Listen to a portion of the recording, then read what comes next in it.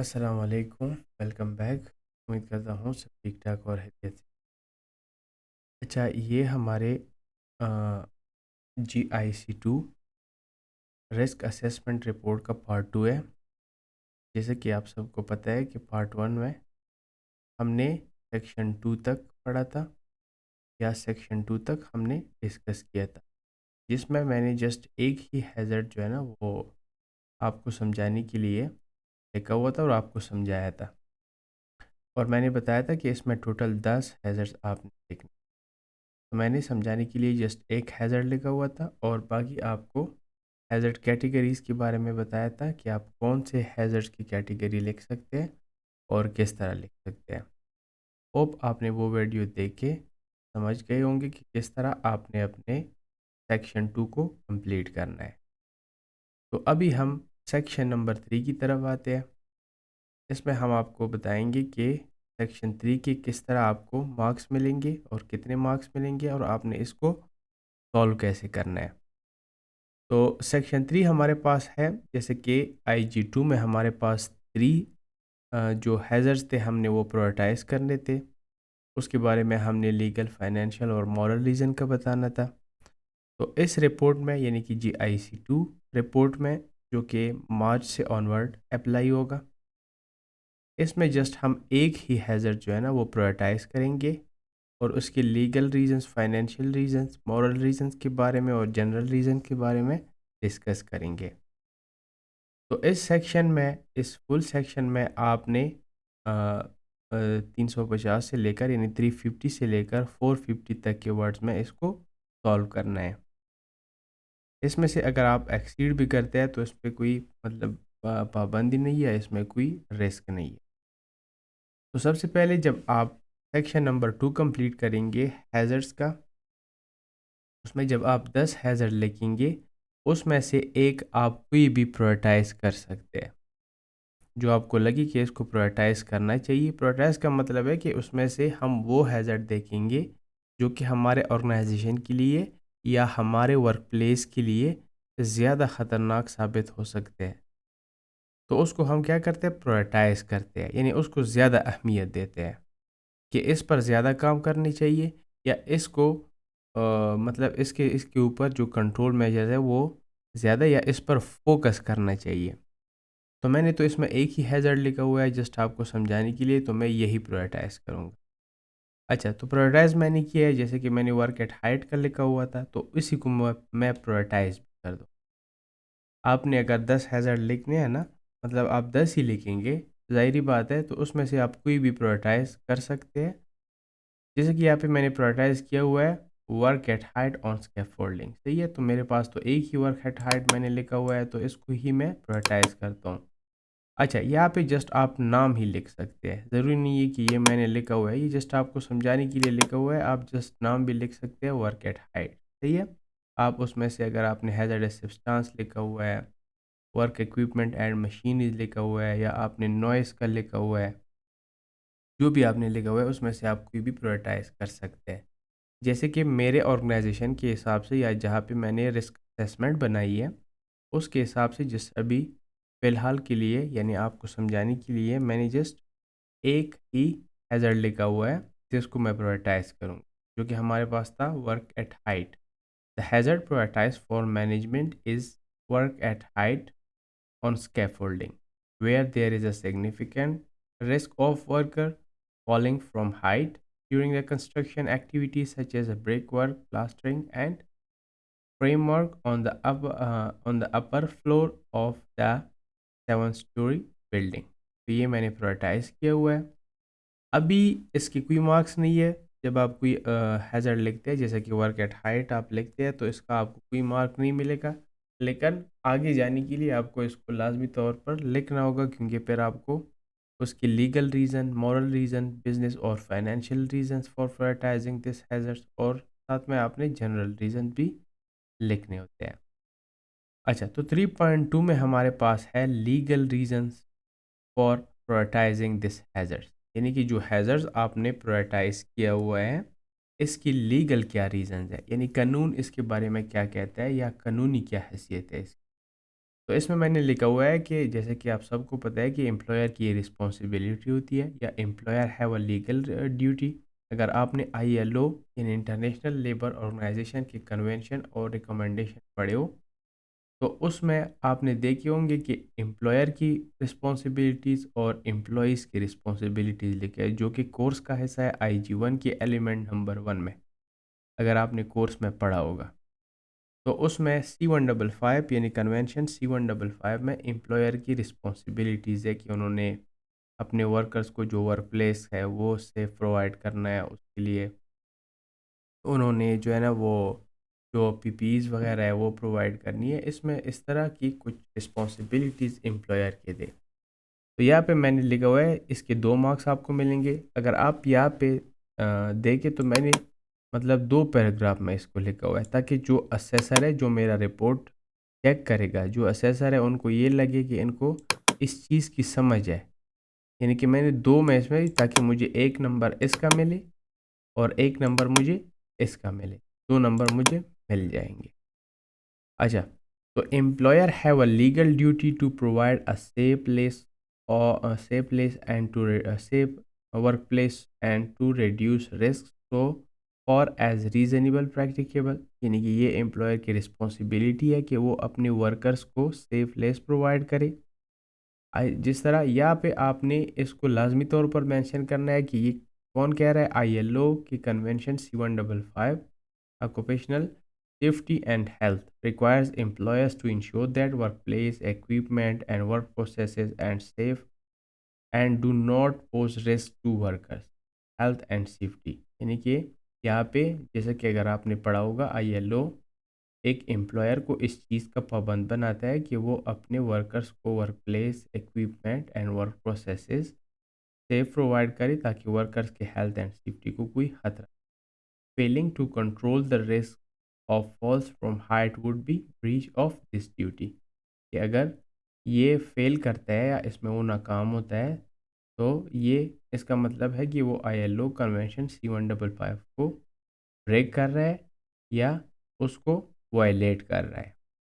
Also ILO convention C167। अच्छा, यहाँ पे मैंने जो हैज़र्ड्स मैंने प्रायोरिटाइज किया है वर्क एट हाइट जो कि कंस्ट्रक्शन के हिसाब से है। तो यहाँ पे मैंने एग्जैक्ट वो कन्वेंशन उठाया है जो कि इस चीज़ की यानी कि वर्क एट हाइट के बारे में बताता है या वर्क एट हाइट के रिलेटेड जितनी भी रिस्क या हैज़र्ड्स है उसके बारे में मैंने ये मेंशन किया हुआ है कि ILO convention C167 safety and health in construction.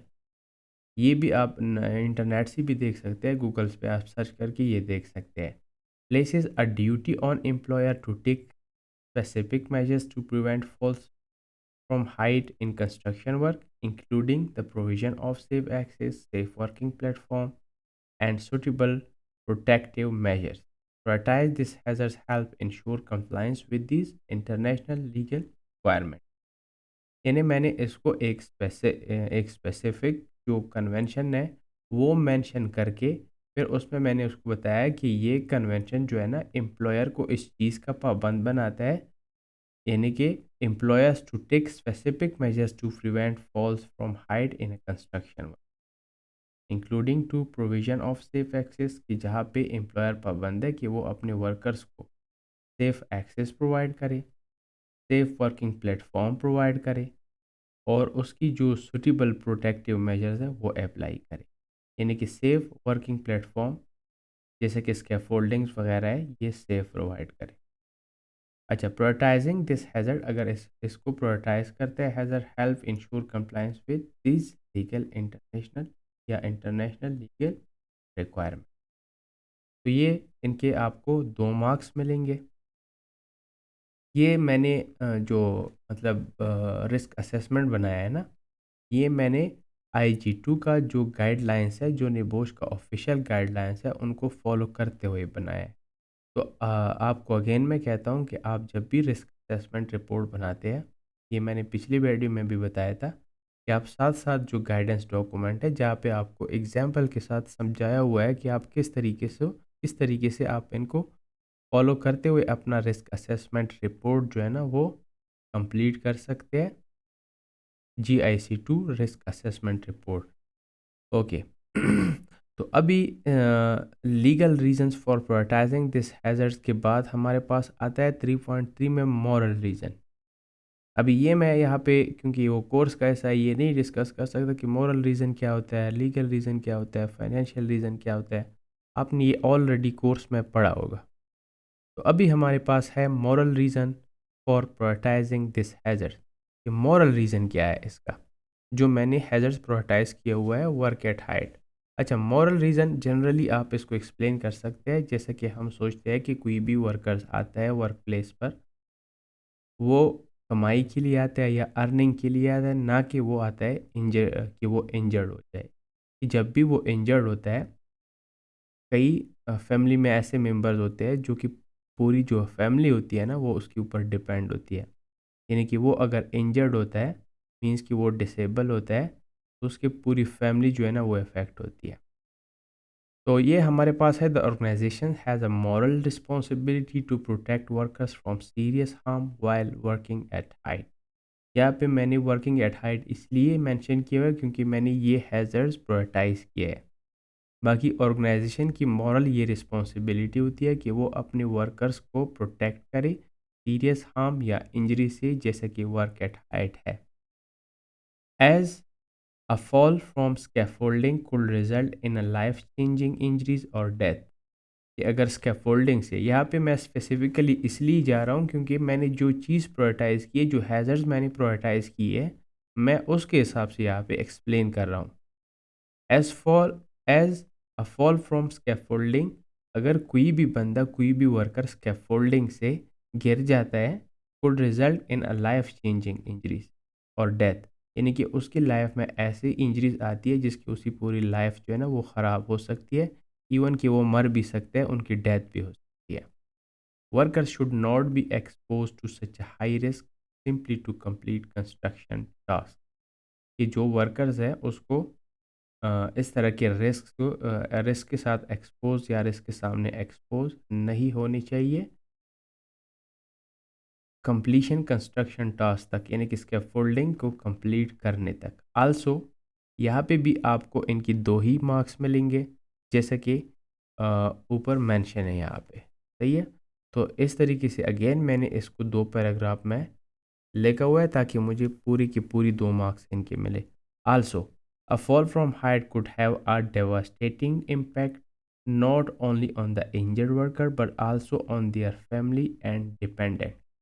जैसे कि मैंने स्टार्ट में आपको बताया कि अगर कोई भी बंदा हाइट से गिर जाता है, तो वो जो इम्पैक्ट है वो जस्ट इंजर्ड वर्कर के ऊपर नहीं होता, बल्कि उनकी फैमिली या उनके ऊपर जो डिपेंड है उनके ऊपर भी हो सकता है।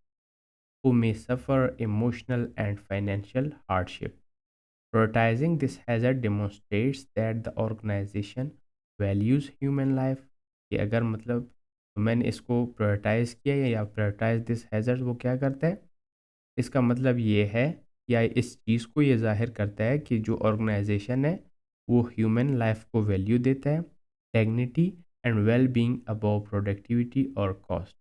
यानी कि अगर हैज़र्ड्स को प्रायोरिटाइज करता है, या इवन कि सिंपली आप कह सकते हैं कि अगर वो हेल्थ एंड सेफ्टी को प्रायोरिटाइज करता है, तो इसका मतलब है कि जो ऑर्गेनाइजेशन है वो ह्यूमन की लाइफ को वैल्यू देता है, ना कि उन जस्ट उन अपनी प्रोडक्टिविटी या कॉस्ट के ऊपर। यानी वो प्रोडक्टिविटी या प्रॉफिट से बढ़ के वो अपनी वर्कर्स के लाइफ को वैल्यू दे रहा है। तो इस तरीके से आप इसका मॉरल रीज़न भी लिख सकते हैं। थर्ड हमारे पास इसका है बिजनेस और financial reason for prioritising this hazard. यहाँ पे भी आपको 2 ही मार्क्स मिलेंगे। या इनके फाइनेंशियल रीजंस क्या हो सकते हैं, तो इसके फाइनेंशियल रीजंस जो है ना वो है अ फॉल फ्रॉम हाइट। जैसे कि आपको सबको पता है कि फाइनेंशियल रीज़न आपने कोर्स में ऑलरेडी पढ़ा होगा, इसलिए मैं इसको एक्सप्लेन नहीं कर रहा। फाइनेंशियल रीज़न क्या हो सकते हैं, ज़ाहिर बात है कि कोई भी एक्सीडेंट होता है तो उसके ऊपर मतलब कॉस्ट आता है। इवन कि अगर आप उसको कंपेंसेशन फ़ी पे करते हैं या उसको आप हॉस्पिटल लेकर जाते हैं, तो ये मुख्तलिफ इनके फिर कॉस्ट आते हैं, चाहे वो इनडायरेक्ट कॉस्ट है या डायरेक्ट कॉस्ट है। अच्छा, इसको आप भी 2 पैराग्राफ्स में इस तरह लिख सकते हैं। A fall from height on the construction site could result in a serious injury leading to lost working days. इसके मैंने अभी फाइनेंशियल रीज़न पहले क्या बताएंगे कि लॉस्ट वर्किंग डेज, यानी कि अगर कोई भी बंदा इंजर्ड होता है, यानी कि सीरियस इंजर्ड होता है, तो सबसे पहले जो वर्किंग डेज है वो ज़ाया हो जाते हैं, यानी कि वो कंपनी को फिर अपना टाइम नहीं दे सकता। तो इसको हम लॉस्ट वर्किंग डेज भी कहते हैं, या लॉस्ट टाइम इंजरीज, जिसको हम कोर्स के हिसाब से अगर देखा जाए तो इसको हम LTIs कहते हैं। सही है। इसके ऊपर मेडिकल ट्रीटमेंट आ सकते हैं, जैसे कि कोई भी इंजर्ड बंदा है उसको हॉस्पिटल लेकर जाना पड़ता है, उसके ऊपर भी खर्चा आ जाता है। कंपेंसेशन क्लेम्स, कंपेंसेशन भी आपको पता है कि फिर हर मतलब कोई भी वर्कर जो होता है वो कंपनी के साथ एक इंश्योरेंस के ऊपर काम करता है। अगर वो इंजर्ड होता है तो उसको फिर कंपेंसेशन भी पे करनी पड़ती है।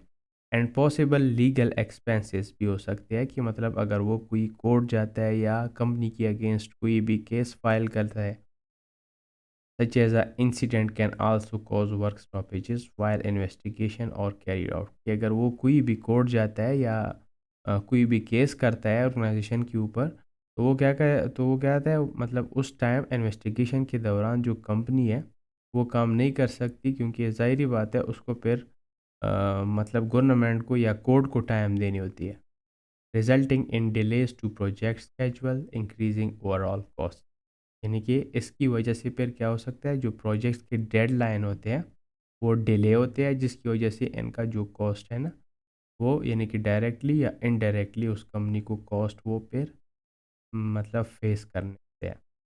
इन एडिशन, या यहाँ पे आप लिख सकते हैं आल्सो भी लिख सकते हैं, इन एडिशन भी लिख सकते हैं। ये मैं इसलिए इनको यहाँ पे मेंशन कर रहा हूँ ताकि मुझे फिर वो 2 नंबर इनके मिले। अ serious accident involving a fall from height, यानी कि यहाँ पे मैं अगर आप देखें तो मैं स्पेसिफिकली जा रहा हूँ according to the prioritise hazards, जो कि वर्क एट हाइट है। A serious accident involving a fall from scaffolding could damage the organization reputation with the clients and contractors, potentially affecting a future work opportunities। यानी यहाँ पे मैंने इसको लिखा हुआ है, तो मैं थोड़ा सा सेपरेट कर लेता हूँ। अच्छा, इसके बाद मैंने लिखा हुआ है अगर कोई भी स्कैफोल्डिंग से गिर जाता है तो डैमेज द ऑर्गेनाइजेशन रेपुटेशन, यानी कि ऑर्गेनाइजेशन जो है ना, यानी कंपनी की रेपुटेशन ख़राब हो सकती है क्लाइंट के साथ और कॉन्ट्रैक्टर के साथ, क्योंकि ये हेल्थ एंड सेफ्टी को जब प्रायोरिटी नहीं देंगे या प्रायोरिटाइज नहीं करेंगे तो क्लाइंट और कॉन्ट्रैक्टर को यही लगेगा कि हमारा भी इसमें नुकसान हो सकता है, या हमारी भी इसमें वर्कर, जैसे कि कॉन्ट्रैक्टर के पास अपने वर्कर्स हो सकते हैं तो उनको भी इस चीज़ का ख्याल होता है कि हमारी भी यहाँ पे वर्कर्स जो है ना वो इंजर्ड हो सकते हैं। तो जो रेपुटेशन है वो मार्केट में ख़राब होती है, ये भी इसका एक फाइनेंशियल रीज़न है। अच्छा, potentially affecting a future work opportunities, जिसकी वजह से उनको फिर फ्यूचर के जो प्रोजेक्ट्स होते हैं वो नहीं मिलेंगे। Prioritising this hazards help reduce financial losses, maintain productivity and protect the long term business interest of the organization। यानी इसको प्रायोरिटाइज करने से, इस हैजर्ड्स को प्रायोरिटाइज करने से क्या होगा, फाइनेंशियल लॉसेस में कमी आएगी, उसकी प्रोडक्टिविटी जो है ना वो मेंटेन रहेगी, और लॉन्ग टर्म जो बिजनेस इंटरेस्ट है इस ऑर्गेनाइजेशन का वो प्रोटेक्ट होगा।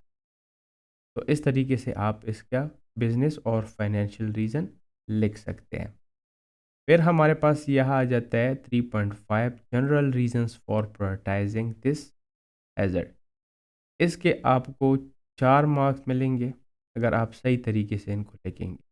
आपने अगर किसी ने IG2 में देखा होगा तो यहाँ पे हम general reason for prioritising this hazard, उसमें भी हम इसके लाइक्लीहुड और सिविरिटी को देख देते कि कितना हाई है और कितना लो है, और किस तरीके से ये काम करेगा। अगर इसके ऊपर हम जो है ना वो कंट्रोल लगाएंगे तो किस हद तक वो कम हो सकता है या कंट्रोल हो सकता है।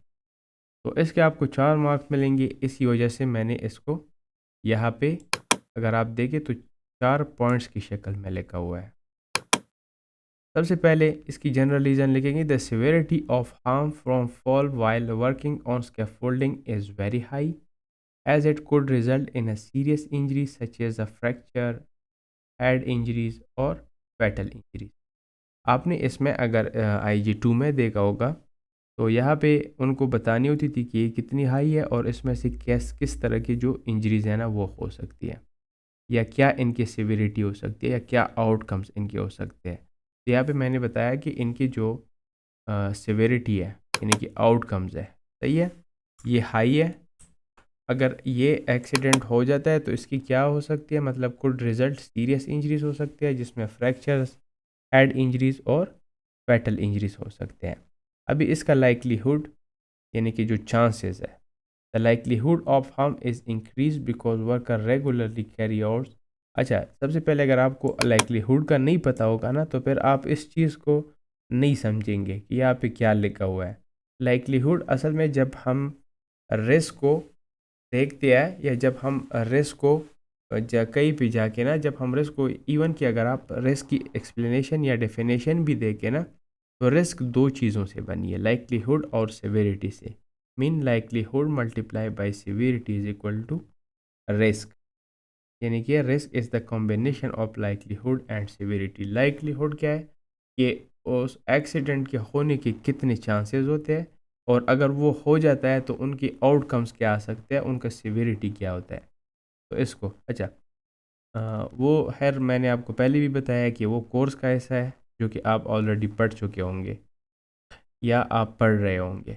The likelihood of harm is increase because workers regularly carry out tasks such as a brickwork, plastering and framework on scaffolding at different level of the building। यानी इसकी मतलब जो लाइकलीहुड है ऑफ हार्म इज इंक्रीज, यानी कि मतलब ज़्यादा है। क्यों ज़्यादा है? क्योंकि वर्कर रेगुलरली काम कर रहे हैं इसके ब्रिक वर्क पर, प्लास्टरिंग पर और फ्रेमवर्क जो कि जो जिसके लिए स्कैफोल्डिंग यूज़ होती है, सही है, डिफरेंट लेवल ऑफ बिल्डिंग पे यानी कि मुख्तलिफ फ्लोर्स पर।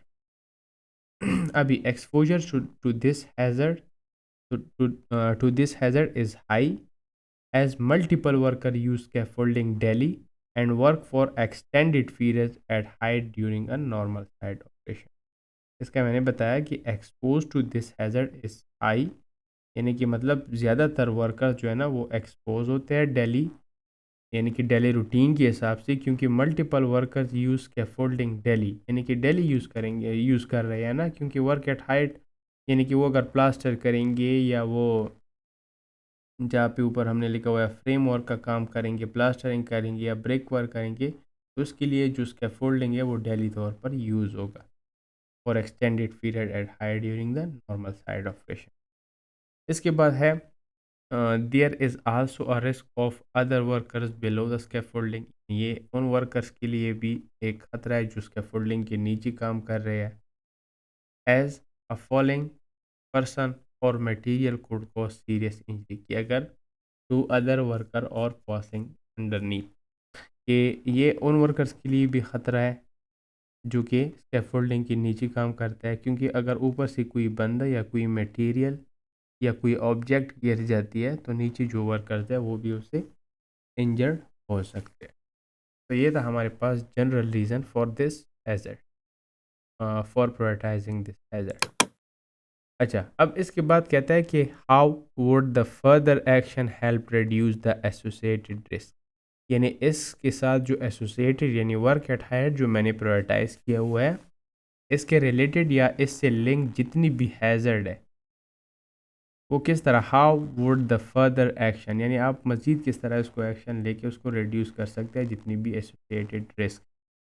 Ensuring that the scaffolding is erected, यानी कि या ये अगर आप देखें ना, ये मैंने वो जो इसके ऊपर मैंने पहला कंट्रोल मेजर उसको सजेस्ट किया था जिसको फर्दर कंट्रोल है, यानी यहाँ पे ये कह रहा है ना कि आपने जो फर्दर कंट्रोल इनको सजेस्ट की है, यहाँ पे मैं आपको दिखाता भी हूँ कि आपने ये सारे जो है ना ये मैंने तकरीबन यहाँ पे जो लिखे हुए हैं ना 5, ये मैंने फर्दर कंट्रोल मेजर्स इनको सजेस्ट की है।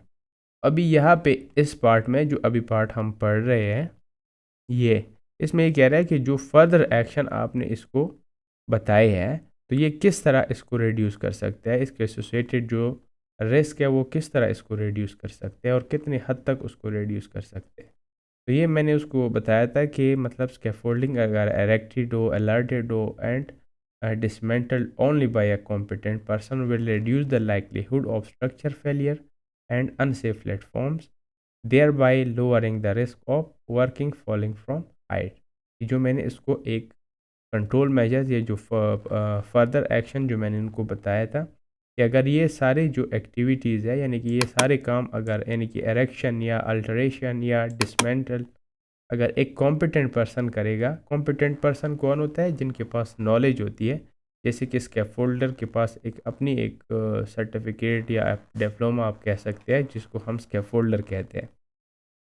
तो वो अगर एक कॉम्पिटेंट पर्सन करेगा तो वहाँ पे जो चांसेस है यानी कि स्ट्रक्चर फेलियर, अच्छा स्ट्रक्चर फेलियर वो होता है जिनकी वजह से अगर मतलब स्कैफोल्डिंग जो बनाई है, यानी कि जो एक प्लेटफॉर्म मुहैया की है जिसको हम स्कैफोल्डिंग कहते हैं, तो अगर वो एक कॉम्पिटेंट पर्सन इसको अलर्ट मतलब एरेक्टेड भी एक कॉम्पिटेंट पर्सन करेगा और डिसमेंटल भी एक जो है ना वो कॉम्पिटेंट पर्सन करेगा, तो उसके जो स्ट्रक्चर फेलियर के जो चांसेस है वो कम होते हैं एंड अनसेफ प्लेटफॉर्म, यानी कि जो स्ट्रक्चर फेलियर है वो भी कम हो सकते हैं, उनकी भी चांसेस कम हो सकते हैं कि वो स्ट्रक्चरली वो फेल नहीं होगा, यानी उसका स्ट्रक्चर कभी फेल नहीं होगा और ना ही वो कभी अनसेफ प्लेटफॉर्म बनेगा, thereby lowering the risk of workers falling from height. जिसकी वजह से मैंने ये इसलिए उसको सजेस्ट किया कि अगर ये कॉम्पिटेंट पर्सन करेगा तो स्ट्रक्चर फेलियर के चांसेस कम होंगे और अनसेफ प्लेटफॉर्म वो कभी नहीं बनेगा या कम होंगे उनके चांसेस, जिसकी वजह से रिस्क कम हो सकता है कि लोग या वर्कर्स उस प्लेटफॉर्म से नहीं गिरेंगे। अच्छा, दूसरा मैंने उनको बताया था installing proper guard rails, mid rails and toe boards on all scaffolds will physically prevent workers from falling and stop materials from falling। यानी कि जो दूसरा मैंने कंट्रोल मेजर्स वहाँ पे लगाया था ये वाला सही है, हाँ यही था कि all scaffold should be fitted with a competent with a complete guardrails, mid rails and two boards to prevent falls of persons and material. ये मैंने उसको बताया था कि जो स्कैफोल्डिंग है उसकी सही तरीके से उनको टू बोर्ड्स वगैरह, ये स्कैफोल्डिंग के ऐसे होते हैं, अगर आप नेट पर भी सर्च करते हैं, जो गार्ड रेल्स होते हैं मतलब कि साइडों पे जो गार्ड लगे होते हैं जिसकी वजह से वर्कर्स नहीं गिरते और वहाँ पे उस प्लेटफॉर्म पर जो सामान रखा जाता है उस काम करने के लिए, तो वो फिर नीचे नहीं गिरते। तो installing proper guard rails, mid rails and toe boards on all scaffolds will physically prevent workers from falling and stop materials from falling। यानी कि क्या अगर ये सही सही तरीके से और जो गार्ड्रेल्स है वो इंस्टॉल्ड हो, मिड रेल सही तरीके से इंस्टॉल हो, या टू बोर्ड्स जो कि स्कैफोल्डिंग के हिस्से होते हैं ये सारे या पार्ट्स होते हैं, तो इससे क्या होगा कि physically prevent workers from falling, जिसकी वजह से जो वर्कर्स है वो नहीं नीचे गिरेंगे और उसके ऊपर जो सामान रखा जाता है वो नहीं गिरेगा, जो कि रिड्यूस करता है किसको? Reducing both the likelihood and the severity of injury. अगर सही बात है उसके फिर चांसेस यानी कि गिरने के चांसेस कम हो जाते हैं, अगर गिरने के चांसेस कम होते हैं तो जाहिर बात है सिविरिटी जो आउटकम्स है वो भी कम हो सकते हैं या हो जाते हैं। फिर मैंने बताया था implementing a regular scaffold inspection system will help identify defects, damage और missing safety components at early stage. इसको मैंने जो तीसरा कंट्रोल बताया था कि वो इम्प्लीमेंट करना चाहिए रेगुलर स्कैफोल्ड इंस्पेक्शन को, कि मतलब स्कैफोल्डिंग की रेगुलर इंस्पेक्शन होनी चाहिए। इंस्पेक्शन का मतलब है चेक करना, काम करने से पहले उसको चेक किया जाता है। अगर मतलब अगर स्कैफोल्डिंग के सही तरीके से इंस्पेक्शन होती है तो उसमें आप क्या कर सकते हैं कि उसमें आप आइडेंटिफाई डिफेक्ट्स, उसमें ख़राबियाँ आप जो है ना वो आइडेंटिफाई कर सकते हैं, उसमें जो डैमेज है वो आप कर सकते हैं, और बेसिक सेफ्टी कंपोनेंट जिस तरह ऊपर हमने मिड रेल या गोल्ड रेल या टू बोर्ड्स वगैरह का बताया था, अर्ली स्टेज यानी कि काम करने से पहले या एक्सीडेंट से पहले आप इन सारी चीज़ों को आइडेंटिफाई करते हैं, उस पर कंट्रोल लगाते हैं। तो इससे क्या होता है? Allowing correcting action to be taken before an accident occur, यानी कि एक्सीडेंट होने से पहले इन चीज़ों को अगर आप आइडेंटिफाई करते हैं तो आप एक्सीडेंट से बच जाते हैं। फिर था हमारे पास providing worker at high training and enforcing the correct use of fall protection equipment will improve workers awareness and safe behaviour. जो ये मैं वही कंट्रोल जो मैंने उनको फर्दर कंट्रोल सजेस्ट की हुई है, ये मैं उसी को एक्सप्लेन कर रहा हूँ कि ये किस तरह से रिस्क और सिविरिटी को रिड्यूस कर सकता है। फिर मैंने उनको बताया था कि provide work at high training. मैंने उसको वहाँ पे बताया था ना कंट्रोल मेजर में कि मतलब work at high training provide करनी चाहिए। Enforce to correct use fall protection equipment. अच्छा, फॉल प्रोटेक्शन इक्विपमेंट में मुख्तलिफ चीज़ें आ सकती है, जो कि सेफ्टी हार्नेस भी है। मतलब मैंने उनको ये बताया था कि आप वर्कर्स को वर्क एट हाई ट्रेनिंग देनी चाहिए और इन्फोर्स करनी चाहिए to correct use of fall protection, यानी कि उनको जो पीपीईज जैसे कि फॉल अरेस्ट सिस्टम जो होता है, यानी उसको सही तरीके से वो यूज़ करना चाहिए, correct use will improve workers awareness की, मतलब उस ट्रेनिंग की वजह से क्या हो सकता है, जो वर्कर्स की जो अवेयरनेस है और सेफ बिहेवियर है वो इम्प्रूव हो सकता है, जो कि किसका सबब बनता है, रिड्यूसिंग अनसेफ एक्ट, जिसकी वजह से वर्कर जो है ना अनसेफ तरीके से काम नहीं करेंगे, and the chance of a falling करेंगे, जिसकी वजह से वो गिरेंगे, सिंपल है। अच्छा, यहाँ पे भी मैंने इनको जस्ट 4 ही प्रायोरिटाइज की है, मतलब सॉरी 4 ही उसको एक पॉइंट्स की शक्ल में उसको एक्सप्लेन किया है कि मैंने जो फर्दर कंट्रोल मेजर्स लगाई है या उनको सजेस्ट की है, वो किस तरीके से जो है ना उसको प्रोटेक्ट कर सकता है, या रिस्क जो एसोसिएटेड रिस्क है वो कम हो सकता है। अच्छा, फिर हमारे पास 3.7 आता है, how would you check that the actions carried out have been effective. यानी कि आप किस तरीके से आप चेक करेंगे कि जो कंट्रोल मेजर्स आपने लगाए या जो एक्शंस आपने ली है कैरिड आउट है भी है, कि मतलब वो इफ़ेक्टिव भी है कि नहीं है, यानी कि वो मौसर भी है कि नहीं है, वो सही तरीके से काम कर रहा है, यानी उससे वो जो रिस्क है वो रिड्यूस हो रहा है कि नहीं हो रहा।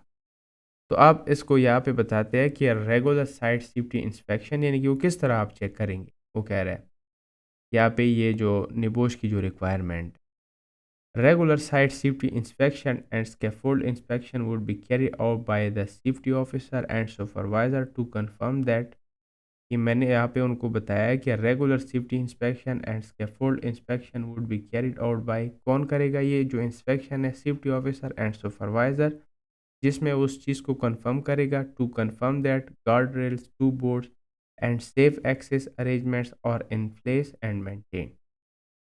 यानी कि जो इंस्पेक्शन है, जो साइट सेफ्टी इंस्पेक्शन है एंड स्कैफोल्ड इंस्पेक्शन, वो कौन करेगा, सेफ्टी ऑफिसर और सुपरवाइज़र करेगा, जिसमें वो कंफर्म करेगा कि जो गार्ड रेल्स है या जो टू बोर्ड्स है या जो सेफ एक्सेस अरेंजमेंट है वो सही तरीके से प्लेस हुई है और मेंटेन हुई है कि नहीं। दूसरा, किस तरीके से चेक होगी, inspection records, training records and supervision reports would be review to confirm that the identified action have been completed and that workers are following safe working at height procedures। दूसरा चीज़ किस तरीके से चेक होगा, कि inspection record से check होगा, training record से check होगा, and supervision reports would be reviewed, कि ये रिव्यू होंगे जिससे अंदाज़ा होगा या जिससे कंफर्म होगा कि जो identified action have be completed, कि जो एक्शन हमने यहाँ पे उनको, यानी कि जो एक्शन इस पे सही तरीके से काम हुआ है, ये एक्शन ये सारे ये सही तरीके से इन पर काम हुआ है या सही तरीके से वो फॉलो कर रहे हैं या नहीं कर रहे, have been completed the worker और फॉलोइंग, की वर्कर भी उनको फॉलो कर रहे हैं या वर्किंग एट हाइट प्रोसीजर्स को सही तरीके से फॉलो कर रहे हैं या नहीं कर रहे। तो यहाँ पे इनको फिर भी मैंने इसको मतलब 3 पैराग्राफ या 3 पॉइंट्स की शक्ल में एक्सप्लेन किया है ताकि मुझे 3 की 3 नंबर मिले। तीसरा मैंने लिखा accident, incident and near misses record related to the working at height would be monitored, कि जो एक्सीडेंट और इंसिडेंट या नियर मिसेज की जो रिकॉर्ड है related to work at height activities, वो मॉनिटर होंगे ओवर द टाइम, यानी टाइम के साथ साथ वो चेक होते रहेंगे to check for the reduction in falls और फॉल रिलेटेड हैज़र्ड, कि जिसमें चेक किया जाएगा कि मतलब फॉल्स या फॉल रिलेटेड जो हैज़र्ड है उसमें कितनी कमी आई है, इंडिकेटिंग दैट कंट्रोल मेजर और इफेक्टिव, जिससे हमें ये पता चलेगा कि हमारे जो कंट्रोल मेजर्स हैं जो कि हमने सजेस्ट की थी या जो फर्दर एक्शन हमने उनको बताए थे कि वो इफेक्टिव है, मौसर है कि नहीं है, यानी उनके ऊपर अमल हो रहा है या नहीं हो रहा। तो ये था हमारे पास सेक्शन नंबर 3। अच्छा, इसी सेक्शन के ऊपर अक्सर हमारा जो IG2 रिपोर्ट था वो रेफ़र होता था, क्योंकि यहाँ पे इनकी मार्किंग सिस्टम है, वहाँ पे मार्किंग सिस्टम नहीं था। अगर वहाँ पे आप सही तरीके से इनको एक्सप्लेन नहीं करते तो वो आपका पॉइंट जो है ना वो नॉट मैट में आ जाता था और फिर वो रेफ़र होता था। अच्छा, लास्ट सेक्शन जो हमारे पास है, कम्युनिकेट, चेक एंड रिव्यूज़। इसमें 100 से 200 वर्ड का बताया हुआ है, लेकिन ये मैंने ज़्यादा लिखा हुआ है ताकि आपको सही तरीके से समझ आए। अच्छा, सबसे पहले हमारे पास है कि कम्युनिकेशन, चेक एंड रिव्यूज़ की जब भी हम रिस्क असेसमेंट रिपोर्ट जो है ना वो कंप्लीट करते हैं, तो उसको फॉलो भी करते हैं। और कंपनी की कुछ पॉलिसीज़ होती है डॉक्यूमेंटेशन को रिव्यू करने की, हम उसमें वो बताते हैं। चलो, आपको आगे पता चल जाएगा किस तरह इसको हम लिख सकते हैं या किस तरह हम इसको सॉल्व कर सकते हैं। हाउ वुड द सिग्निफिकेंट, यानी कि हमारे पास जो 4.1 है उसमें है, how would the significant findings of the risk assessment be communicated within your organisation. यानी कि जो आपने रिस्क असेसमेंट की है उसमें जितनी भी फाइंडिंग्स या जितनी भी चीज़ें आपने निकाली है इस अपने रिस्क असेसमेंट में, या जो सिग्निफिकेंट फाइंडिंग्स है, फाइंड मतलब जो रिस्क असेसमेंट या जो रिस्क आपने या जो हैज़र्ड्स आपने आइडेंटिफाई की है या उसके ऊपर जो कंट्रोल मेजर लगाए है, या सिंपल अल्फाज में ऊपर जितना भी रिपोर्ट हमने लिखा है या जो बनाया है उसको हम ऑर्गेनाइजेशन में किस तरीके से कम्युनिकेट करेंगे।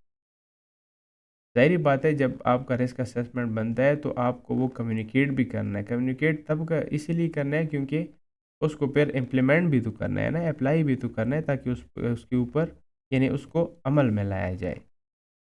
The significant findings of the risk assessment would be communicated to workers through tool box talk. यानी कि इस पर मैंने पहले बताया कि हम टूल बॉक्स टॉक के थ्रू कम्युनिकेट करेंगे। कम्युनिकेटेड सही है, मतलब कि would be communicated to workers through tool box talk. Tool box talk TBT जिसको हम कहते हैं। टूल बॉक्स टॉक अगर आपको पता है, ये कोई भी यानी कि किसी भी ऑर्गेनाइजेशन में कोई भी एक्टिविटी स्टार्ट करने से पहले या किसी भी दिन का स्टार्ट जो होता है उससे पहले एक टूल बॉक्स टॉक होती है जिसमें वर्कर्स को एक ब्रीफिंग दी जाती है उस दिन के काम के हवाले से या वहाँ पे मौजूद हैज़र्ड्स के हवाले से, या जिस तरह अभी हम रिस्क असेसमेंट जो कर रहे हैं, अभी हमारे रिस्क असेसमेंट के हिसाब से वर्क एट हाइट हमारे पास एक एक्टिविटी है कि अगर आज हमारी कंपनी में वर्क एट हाइट के ऊपर काम हो रहा है तो फिर हम उसको टूल बॉक्स टॉक जो सुबह काम से पहले जब उनको हम TBT यानी कि एक ब्रीफिंग जो होती है उसको दे देते हैं according to the work at height. तो मैं इसको यहाँ पे मैंने बताया कि the significant findings of the risk assessment would be communicated to workers through a tool box talks delivered by the supervisor before starting a high risk activities। यानी कि इसको tool box talk deliver by supervisor, यानी कि एक supervisor उनको बताएगा before starting a high risk activities, कि कोई भी हाई रिस्क एक्टिविटी से पहले such as a work at height, क्योंकि मैंने इसी को प्रायोरिटाइज किया था तो इसी के साथ मैं जा रहा हूँ। This would have ensure that a worker understand the identify hazard. इस टूल बॉक्स के थ्रू उसको ये पता चल जाएगा या ये इंश्योर होगा या ये अंडरस्टैंड होगा कि जो आइडेंटिफाइड हैज़र्ड है यानी कि वहाँ पे मौजूद जो हैज़र्ड है and control measure required to work safely, वहाँ पे कौन कौन से हैज़र्ड है और उनके ऊपर क्या कंट्रोल मेजर लगाए है जिसकी वजह से जो है ना वो सेफली अपनी एक्टिविटीज़ को परफॉर्म कर सकते हैं। The finding would also be shared during a site safety meetings with the supervisor, the site engineer, and the management to ensure that the responsibilities, time scale, and required action are clearly understood and implemented। दूसरा, मैंने इनको बताया कि जो findings है उसको मैं share करूँगा during a site safety meetings, यानी कि साइट की जो सेफ्टी मीटिंग्स होती है वो चाहे वो डेली है या वीकली है, क्वार्टरली है, मंथली है, उसको मतलब उसमें मैं जो है ना वो शेयर करूँगा during the site safety meeting with supervisor और साइट इंजीनियर के साथ एज वेल एज मैनेजमेंट के साथ, एंड इंश्योर दैट जिसमें मतलब जिसके ज़रिए वो मतलब इस बात को इंश्योर करेंगे कि रिस्पॉन्सिबिलिटीज़ है या जो टाइम स्केल है एंड रिक्वायर्ड एक्शन और क्लियरली अंडरस्टूड, कि सबको अपने रिस्पॉन्सिबिलिटीज़ टाइम स्केल का पता चल गया और अंडरस्टूड एंड इम्प्लीमेंट।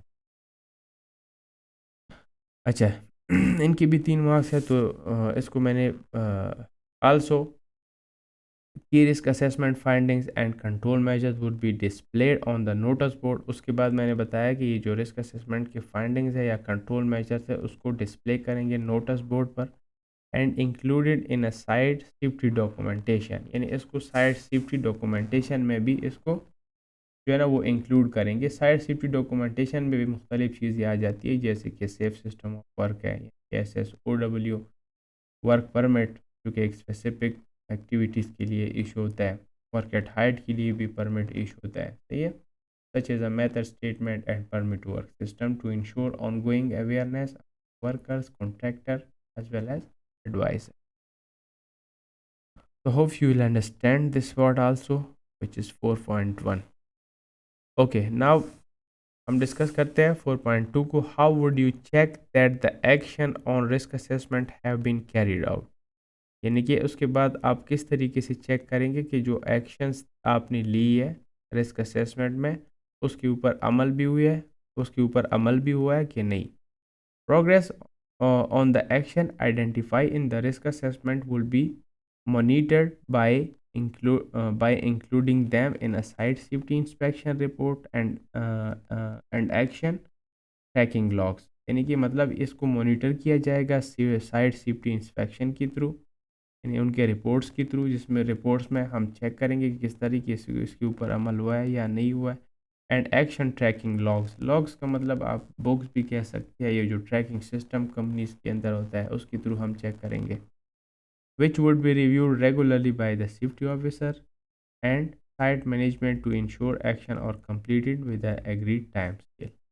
यानी कि उसमें हम ये चेक करेंगे ट्रैकिंग सिस्टम के थ्रू या इंस्पेक्शन रिकॉर्ड्स के थ्रू, जो कि सेफ्टी ऑफिसर या मैनेजमेंट करेगा, जिसमें हमें पता चल जाएगा कि जो एक्शंस हमने इसको, जो फर्दर एक्शन हमने उसको सजेस्ट की थी, जिनके लिए हमने उसको एक टाइम स्केल या एक डेडलाइन दिया था, उसके अकॉर्डिंग हो रहा है या नहीं हो रहा।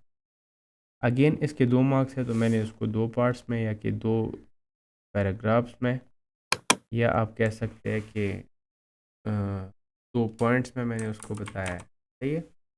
अच्छा, इसके also site safety meetings and supervisor briefing would be used to follow up on or outstanding actions, confirm completion, and address any delays, ensuring that responsibilities are clear and actions are formally closed out।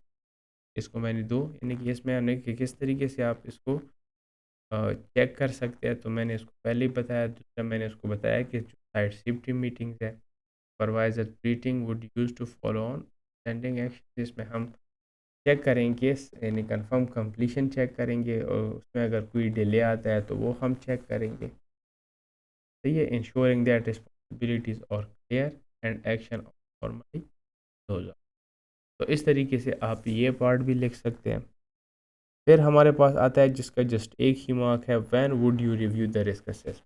अच्छा, ये यहाँ पे मैंने लिखा हुआ है, लेकिन आप ये जस्ट ये है वो क्या कहते हैं, आप जस्ट ये डेट भी लिख सकते हैं, सही है। जस्ट आप ये डेट मेंशन करें तो ये इनफ है। अच्छा, आप जब ये डेट उसमें ऐड करेंगे, जैसे कि हमारे पास IG2 में भी था, उधर आपने इस चीज़ को लाजमी तौर पर देखना है। यहाँ पे मैंने इसको लिखा हुआ है ना कि जिस डेट को मैं रिस्क असेसमेंट कर रहा हूँ या परफॉर्म कर रहा हूँ, तो ये डेट यहाँ पे मैंने लिखी हुई है, सही है।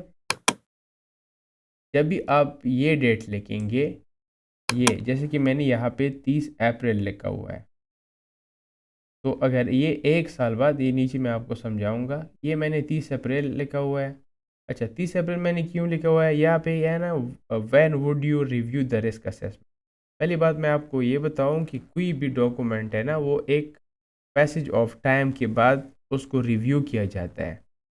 इवन कि अगर आपके ऑर्गेनाइजेशन में ना एक्सीडेंट होता है, ना इंसिडेंट होता है, ना नियर मिस होती है, ना कोई टेक्नोलॉजी चेंज होती है, ना कोई कानून में कोई चेंजेस आती है, फिर भी एक टाइम होता है जो कि कंपनी की पॉलिसी में होता है कि इस डेट को हम जितनी भी असेसमेंट है ना, या जितनी भी हमारे पास डॉक्यूमेंट्स है उसको रिव्यू करेंगे। डॉक्यूमेंट्स में हेल्थ एंड सेफ्टी पॉलिसी भी आती है, रिस्क असेसमेंट्स भी आते हैं, मुख्तलिफ डॉक्यूमेंट्स होते हैं, लेकिन वो according to the company policy होती है। जैसे कि एग्जांपल के तौर पर यहाँ पे मैंने ये डेट लिख दिया कि मैं अपना जो रिस्क असेसमेंट वो रिव्यू करूँगा 3 महीने बाद, यानी कि अभी 30 जनवरी को मैंने रिपोर्ट बनाया था, तो 30 अप्रैल को मैं क्या करूँगा, इसको रिव्यू करूँगा। अभी यहाँ पे लिखा हुआ है why that review period date has been chosen, यानी कि आपने ये चूज़ क्यों किया है।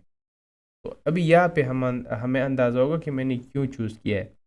The review date of 30 April 2024 has been chosen because the organisation health and safety policy requires risk assessment to be reviewed every 3 month. यानी कि मतलब ये मैंने इसलिए चूज़ किया है कि हेल्थ एंड सेफ्टी की पॉलिसी है इस ऑर्गेनाइजेशन की कि वो जितनी भी रिस्क असेसमेंट है वो हर 3 महीने बाद चेक करेंगे। क्यों चेक करेंगे? To ensure the control measures remain effective and up to date. ये इसलिए चेक करते हैं कि जो कंट्रोल मेजर्स है वो इफेक्टिव हो और अप टू डेट हो।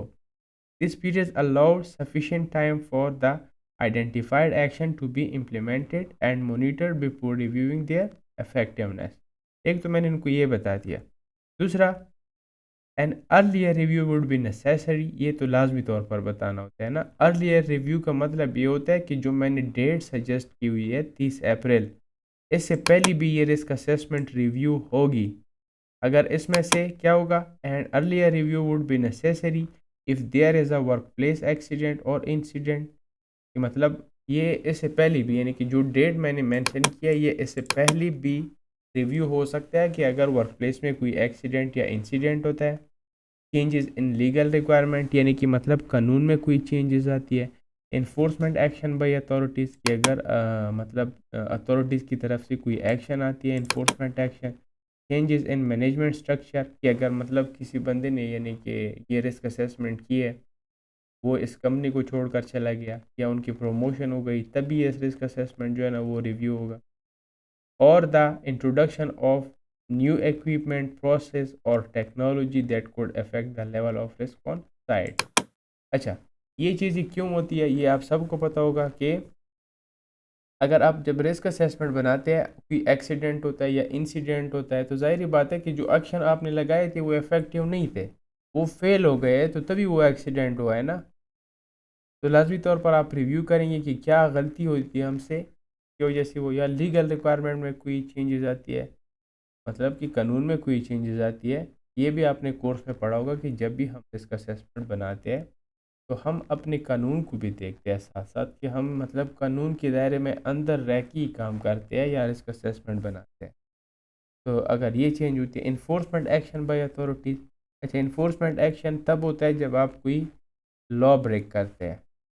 तो अगर कोई आपके ऑर्गेनाइजेशन के ऊपर एक्शन, तो मतलब आपने रिस्क असेसमेंट बनाया है वो फेल होता है ना, तो तभी आप दोबारा इसको रिव्यू करते हैं, उसमें चेंजेस करते हैं, उसको इफेक्टिव बनाते हैं।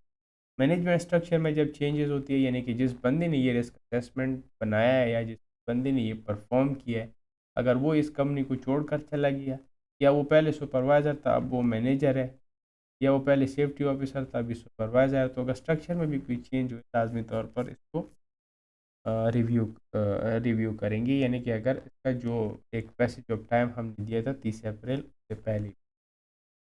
फिर उसके बाद कहता है introduction of new equipment processes and technology, यानी कि इसमें भी अगर कोई चेंजेस आती है या न्यू टेक्नोलॉजी ऑर्गेनाइजेशन में आती है, न्यू इक्विपमेंट, क्योंकि ज़ाहिर बात है ना कि जो पिछला टेक्नोलॉजी यूज़ हो रहा था जिसमें, यानी कि जब आप रिस्क असेसमेंट बना रहे थे उस टाइम जो टेक्नोलॉजी, जो इक्विपमेंट, जो प्रोसेसेस यूज़ हो रहे थे ना, वो डिफरेंट थे, यानी उससे रिलेटेड या उससे एसोसिएटेड जो रिस्क थे वो डिफरेंट थे। अभी जो न्यू टेक्नोलॉजी, इक्विपमेंट या प्रोसेस है उसके रिलेटेड जो रिस्क वो डिफरेंट है, तो तभी आप अपना रिस्क असेसमेंट जो है ना वो रिव्यू करते हैं। रिव्यू का मतलब ही ये होता है कि जब आप इसको रिव्यू करते हैं उसमें मतलब कोई कमी बेशी होती है उसको आप दोबारा ऐड करते हैं और उसको फिर इम्प्लीमेंट करते हैं अपने वर्क प्लेस। अच्छा, तो ये था हमारे पास पूरा एक GIC2 रिस्क असेसमेंट, क्योंकि हमने स्टार्ट से लेकर एंड तक डिस्कस किए। होप कि आपको इस GIC2 का भी समझ आ गया होगा। फिर भी अगर आपको अ, मतलब किसी भी जगह कोई क्वेश्चन है या जिस जगह आपको समझ नहीं आई, तो आप वो कमेंट भी कर सकते हैं या हमसे, हमारी टीम से आप रब्ता भी कर सकते हैं। फिर भी इसके बाद भी, क्योंकि ये हमारे पास एक पहला रिस्क असेसमेंट है GIC2 का, इसमें अगर कोई चेंजेस आती है या कोई अपडेट्स आती है तो इसके हिसाब से हम इसको दोबारा चेंज करके उसके ऊपर हम इंशाल्लाह वीडियोस लेकर अच्छा मिलते हैं इंशाल्लाह नेक्स्ट वीडियो में। अगर कोई भी आपका क्वेश्चन है तो आप वो कर सकते हैं। अल्लाह हाफ़िज़।